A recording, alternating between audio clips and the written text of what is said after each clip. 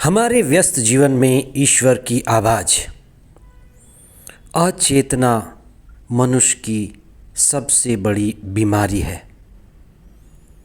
अचेतना एक तरह का नशा है जिसमें हम अचेतन अवस्था में खोए रहते हैं। यही अवस्था हमें हिंसक बनाती है, स्वार्थी बनाती है और हमें स्वयं से मिलने नहीं देती। हम खुद के प्रति ही अनभिज्ञ होते हैं। हम आज इस पर विशेष चिंतन करें। 40A का 5वां रविवार 18 मार्च 2024 सोमवार। पहला पाठ दानियल का ग्रंथ अध्याय 13 पद संख्याएं 1 से 9, 15 से 17, 19 से 30 तथा 33 से 62 तक। संत यूहन्ना का सुसमाचार अध्याय 8 पद संख्याएं 1 से 11 तक। कई स्थानों में, विशेषकर पार्क में, सुंदर फूल खिलते हैं और वहाँ कुछ दिशा निर्देश लिखा जाता है सूचना के तौर पर, या हिदायत देने के लिए बोर्ड लगा दिया जाता है, कृपया फूल ना तोड़ें, फल ना तोड़ें। इस तरह से बोर्ड लगाए जाने का क्या मतलब है?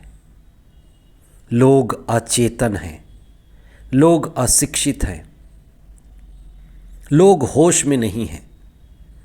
कई बार लोग सुंदर फूलों को देखते हैं, आकर्षित होते हैं और उसे तोड़ते हैं, घर ले जाते या किसी को देते हैं। यह एक तरह की अचेतन अवस्था है, बेहोशी की अवस्था है। वे यह नहीं जान पाए हैं कि फूल जहाँ खिले हैं वहीं ठीक हैं, और मनुष्य जितना ही अचेतन स्थिति में होगा, स्वार्थी होगा, तोड़ने वाला होगा, हिंसक होगा। न केवल फूलों को लेकिन चीज़ों को भी, सरकारी चीज़ों को, लोगों को भी, विशेष करके जो कमज़ोर हैं, बच्चों को, नारियों को, ये तोड़ने वाले अपनी स्वार्थ की इच्छा पूरी करने वाले गहरे अचेतन में होते हैं। आज के दोनों पाठ समाज में महिलाओं की दुर्दशा से जुड़ी हुई बात कहते हैं। पहले पाठ में, जो दानियल के ग्रंथ का अभिन्न हिस्सा है, सुसाना के निर्दोष होने और न्यायकर्ताओं या अधिकारियों के भ्रष्ट होने की स्थिति को प्रकट करता है। दानियल एक ऊंची चेतना वाला व्यक्ति है जो ईश्वर का ही प्रतिरूप, मुक्तिदाता का ही प्रतिरूप है। ऊंचे पर्वत की तरह चेतनशील व्यक्ति जो सुसाना को बचाने के लिए सामने आता है। दानियल की प्रज्ञा ईश्वर का सबसे बड़ा वरदान है। धर्मशास्त्र हमें सिखाती है कि हमें चेतनशीलता और जागरूक समाज की बड़ी आवश्यकता है, और इसके लिए हर किसी की सहभागिता और सहयोग चाहिए। आज के सुसमाचार में ईश्वर की उपस्थिति जो जीवन दाता है, जीवन को बचाता भी है। ईसा जो एक मुक्तिदाता हैं, वह विचार में पकड़ी गई उस नारी को, जिनको मारने के लिए लोग पत्थर उठाते हैं, मृत्यु दंड देना चाहते हैं, जैसे कि उनके संहिता में लिखा हुआ भी था। ईसा उनके इस स्थिति को बदलते हैं। शास्त्र वही है जो व्यक्ति को स्वयं से मिला दे। ईसा ने कुछ ऐसी बात लिखी जिससे बड़े लोग, जिनके हाथों में बड़ा पत्थर था, छोटे जिनके हाथों में छोटे पत्थर थे, सभी लोग स्वयं के अंदर, स्वयं के भीतर गए,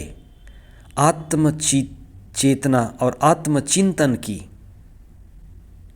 और स्वयं को पाया कि हर कोई अपराधी हैं और वे पत्थर मारने के हकदार नहीं हैं। जब हम स्वयं को देख लेते हैं, खुद को पहचान लेते हैं, तो हमारे अंदर हिंसा का भाव, बदले का भाव या तोड़ फोड़ का भाव समाप्त हो जाता है। हम अपने से ऊपर उठ जाते हैं। जो दूसरों पर दोष लगाते हैं, आरोप प्रत्यारोप लगाते हैं, वे बेहोश होने की स्थिति में हैं। हमें आत्मनिरीक्षण की ज़रूरत है। 40 का समय आत्मनिरीक्षण का समय है। हम इसी आत्मनिरीक्षण से गुजरें और स्वयं को सजीव बनाएं। हो सकता है हमारा व्यवहार किसी के प्रति कठोर हो गया है, मृत प्राय हो गया है। हम उन लोगों के लिए प्रार्थना करें, उनकी भावनाओं को समझें, क्षमा दे सकें, क्षमा पा सकें और नव जीवन का प्रारंभ करें। पवित्र आत्मा हमारी सहायता करे। आमीन।